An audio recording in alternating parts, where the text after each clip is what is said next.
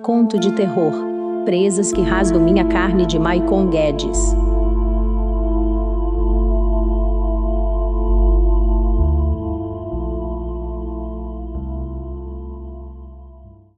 Samantha acelerou o passo no exato momento em que viu o portão do cemitério aberto. Ela não tinha outra escolha, a não ser entrar naquele local macabro, para fugir de seu agressor. Seu marido a perseguia ferozmente e, sabendo dos danos que sofreria, Samantha não hesitou em se esconder na escuridão daquele lugar fúnebre. Permeada pelo sono eterno dos mortos, sentindo o calafrio percorrendo todo o seu corpo marcado pela violência, a pobre vítima refletiu que, por mais assustador que aquele lugar demonstrava ser, não era mais assustador que a vida fora dali. Era muito melhor estar entre os mortos naquela madrugada fria. Um grande jazigo velho de grades enferrujadas chamou a atenção de Samantha. Ali seria o local de seu refúgio.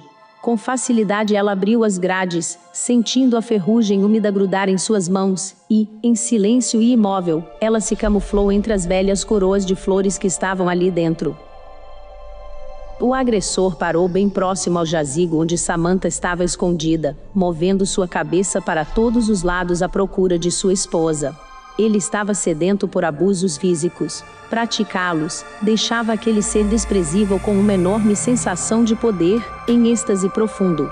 Tristes lembranças se apoderaram da mente de Samantha naquele momento. Todos os abusos que sofrera no passado, e os do momento presente, passavam como um filme em sua mente dilacerada, fazendo com que ela não pudesse segurar as lágrimas, desabando em um choro alto, o suficiente que poderia ser ouvido do outro lado do cemitério. A gargalhada de seu marido era maléfica e demonstrava toda a euforia que ele sentiu ao encontrar o local onde ela estava escondida. Samantha, em estado de choque, apenas pôde observar seu marido tentando abrir aquelas grades, quando de repente, um vulto surgiu do nada e arremessou algoz para longe do jazigo, fazendo com que ele batesse a cabeça vigorosamente em uma das lápides, deixando-o desacordado. Samantha agora tinha duas preocupações: seu marido e aquele ser obscuro. O limitado brilho da lua era suficiente para ela notar que aquele vulto era na verdade um homem, vestido de preto, de rosto muito pálido e lábios rubros.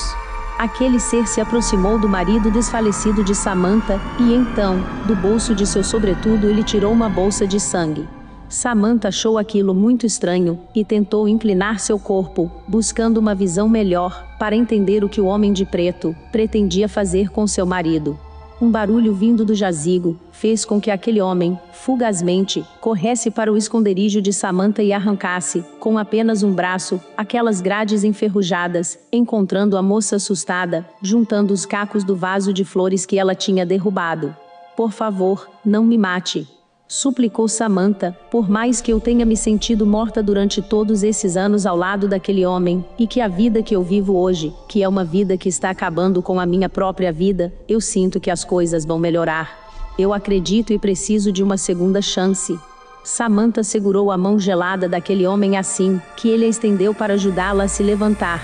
De forma impulsiva, ela o abraçou fortemente, como se jamais fosse soltar, e começou a chorar.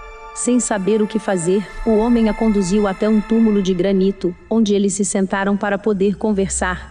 "Diga-me por quais problemas você está passando", disse o homem demonstrando afeto, com seu timbre de voz rouco, porém, muito suave. "Há muito o que dizer, mas me permite resumir, sofro horrores nas mãos desse carrasco, é isso que ele é." Samantha apontava furiosa o dedo para seu marido estirado no chão. "Sofri por muitos anos, e eu não posso mais suportar esse tipo de horror em minha vida." Samantha abriu seu coração para aquele estranho, aproveitando a única oportunidade que ela tinha de poder relatar para alguém os terríveis fatos de seu relacionamento abusivo. No túmulo onde eles estavam havia uma vela em chamas, iluminando a foto do falecido que estava enterrado ali. A iluminação da vela clareava muito bem os dois desconhecidos durante a conversa, fazendo com que Samantha pudesse acompanhar com clareza o olhar daquele homem que, minuciosamente, observava sua encantadora clavícula, seu ombro e seu pescoço, até mesmo a pequena tatuagem do Totoro, que ela tinha escondida atrás da orelha. Ele pôde examinar, mantendo sempre seu olhar penetrante. Assim que ela concluiu sua história, tomada por curiosidade, não hesitou em perguntar: "Você é um vampiro?" "Eu não acredito em vampiros. Eles só existem na literatura e no cinema, mas você não está totalmente errada. Digamos que eu sofro uma maldição idêntica à de um vampiro. Você é ou não?" Ela perguntou novamente. "Vou tentar explicar. Há mais ou menos 30 anos eu fui atacado por um ser indescritível. Naquela mesma noite eu acordei em um beco, sentindo uma fome imensa como eu nunca senti antes. A fome era tanta, que revirei latas de lixo à procura de algo para saciar a fome. Um morador de rua despertou e reclamou do barulho que eu fazia, e em questão de segundos, sem entender muito bem o que estava acontecendo, eu me vi em cima daquele pobre homem, observando seu pescoço barbudo derramando muito sangue. Em seguida, senti gosto de sangue em minha boca. Era um gosto horrível que foi se modificando e ficando cada vez mais agradável ao meu paladar. Minha fome cessou naquele instante. Senti-me extremamente satisfeito. O sol começava a surgir, e o pouco daquela claridade, que ainda estava se formando, me incomodava muito, deixando-me desorientado, com a visão embaçada, e a pele em estado de formigamento intenso. Sem pensar muito, levantei a tampa de um bueiro, e me escondi no esgoto, permanecendo ali até o próximo anoitecer. Como você pôde notar nesse meu relato, dá para dizer que sou um vampiro, não é mesmo? Mas vou te explicar por quais motivos eu não me considero um. Eu não posso voar, eu não me transformo em um morcego, eu não tenho presas pontiagudas, posso entrar em qualquer ambiente sem ser convidado, o alho e a cruz não me incomodam, nem um pouco, não durmo durante o dia, na verdade, estou acordado há 30 anos sem nunca ter dormido durante todo esse período. Necessito de sangue humano para sobreviver, mas não sinto prazer em matar, é uma questão de sobrevivência. E por mais que o som me incomode, ainda não sei se ele é capaz de me fazer entrar em combustão. Consegue entender agora porque eu não me considero um vampiro? Eu continuo achando que você é, e mesmo assim eu não consigo sentir medo de você, sinto-me muito segura. É tão estranho. Eu sempre vivi isolada, sem muito contato com outras pessoas, e talvez esse seja o motivo de eu me sentir tão conectada a você, como se eu já te conhecesse há anos. É engraçado que a pessoa mais estranha que eu já conheci em toda a minha vida é a pessoa em quem mais confio no momento, enquanto que a pessoa mais íntima, que esteve ao meu lado durante anos, é a pessoa que eu mais temo. Havia algo naquele homem que tranquilizava Samantha, e ele era capaz de gerar muita atração nela. Não me estranha você não sentir medo de mim. Como eu disse anteriormente, eu não sinto prazer em matar, não sou uma ameaça. Não mais, aliás, posso te explicar por qual motivo eu tenho uma bolsa de sangue no meu bolso. Você vai achar tudo muito estranho, mas tudo bem. Depois de pegar bolsas de sangue do hospital da cidade, eu venho até o cemitério para exumar algum defunto recentemente enterrado. Faço uma pequena abertura em seu pescoço, de tamanho suficientemente grande, para que eu possa embutir a bolsa de sangue naquela abertura, sem fazer muito estrago, e então, eu cravo meus dentes no pescoço do falecido, até conseguir perfurar o plástico da bolsa, fazendo com que o sangue se espalhe por toda aquela região enquanto eu sugo todo aquele líquido, como se eu realmente estivesse bebendo o sangue do pescoço de alguém. A sensação de beber sangue humano é muito intensa e prazerosa, até mais do que um orgasmo, por isso vale a pena todo esse trabalho, melhor do que beber sangue diretamente de um plástico. Surpreende-me toda essa sua criatividade, mas devo dizer que isso é muito nojento. O marido de Samantha continuava desacordado enquanto ela se envolvia em uma conversa intensa com aquele vampiro.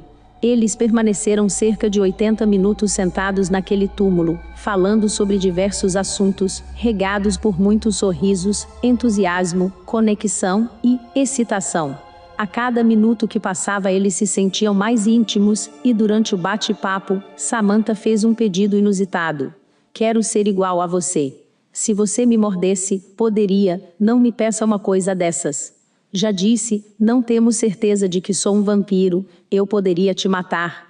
Nenhuma das pessoas que eu suguei o sangue se transformou. Você é um chupador de cadáver. É claro que eles não vão se transformar, estão mortos. E as pessoas que você matou no passado só não se transformaram, porque você não deu seu sangue para elas beberem. É assim que se transforma alguém em vampiro. Dá pra você parar de achar que sou um vampiro. O clima começou a ficar tenso. Samantha apanhou um punhado de rosas, que estavam dentro de um vaso de flores, e com os espinhos, começou a arranhar toda a sua clavícula e pescoço, fazendo pequenas gotículas de sangue surgirem em sua pele, deixando o estranho homem afobado. Ele avançou para cima de Samantha, cedendo aos desejos da mulher, mas ainda assim, contendo-se para não mordê-la. Samantha se deitou no túmulo, trazendo consigo aquele homem junto ao seu corpo. Beijaram-se, acariciaram-se e começaram a se despir. Ela tirou o sobretudo do homem, e em seguida começou a puxar sua camiseta. Ele desabotoava com rapidez todos os botões da camisa xadrez de Samantha. Quando o homem viu toda a nudez da parte superior de seu corpo, desde seu umbigo, seios e até a clavícula com pequenas marcas vermelhas, causadas pelos arranhões dos espinhos, aquele homem aos poucos, ia sentindo uma imensa vontade de provar o gosto de Samantha. Em questão de segundos eles estavam completamente nus em cima do túmulo, e o homem continuava bloqueando aquela vontade imensa de devorar sua jugular. Enfim, ele pôde sentir Samantha, deslizando com facilidade para dentro dela, apreciando seus tímidos gemidos, seu cheiro, todas as linhas que compunham seu corpo, e admirando todos os seus detalhes, desde as pintinhas espalhadas em sua pele, até as estrias na lateral de suas coxas, onde ele deslizava suas mãos, e se encantava com toda a naturalidade daquele corpo feminino. O único detalhe que ele não podia admirar, e que não era natural de seu corpo, eram os hematomas impostos por seu marido. Aquela era a primeira vez que Samantha se deitava com outro homem, que não fosse o seu marido. Ela nunca teve nenhum outro tipo de experiência, e naquele momento se sentiu livre, para poder explorar todas as suas fantasias, pois sempre precisou manter para si mesma os seus fetiches, por serem altamente obscenos e vulgares aos olhos do marido. Ela não era mais a submissa, ela podia comandar também aquele momento a dois, podia conduzir o ato, e ficar por cima quando bem entendesse. Os dois se entendiam e desfrutavam de todo aquele prazer compartilhado. O Let Get Me Fire foi ficando cada vez mais intenso, fazendo com que os dois caíssem em uma cova de terra, que estava ao lado do túmulo de granito. Continuaram o ato ali mesmo, sem nem se importar com a terra da cova, que se espalhava para todos os lados. Samantha olhava fixamente para o homem, e de vez em quando soltava um morda-me. Ela não iria ficar satisfeita, enquanto ele não a mordesse. Era o que ela mais queria naquela noite.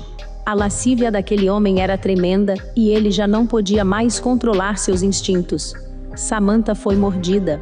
O sangue escorria quente de seu pescoço indo de encontro com a terra frígida daquela cova. Ela não esperava que aquilo pudesse ser tão doloroso, e por um instante, quase se arrependeu.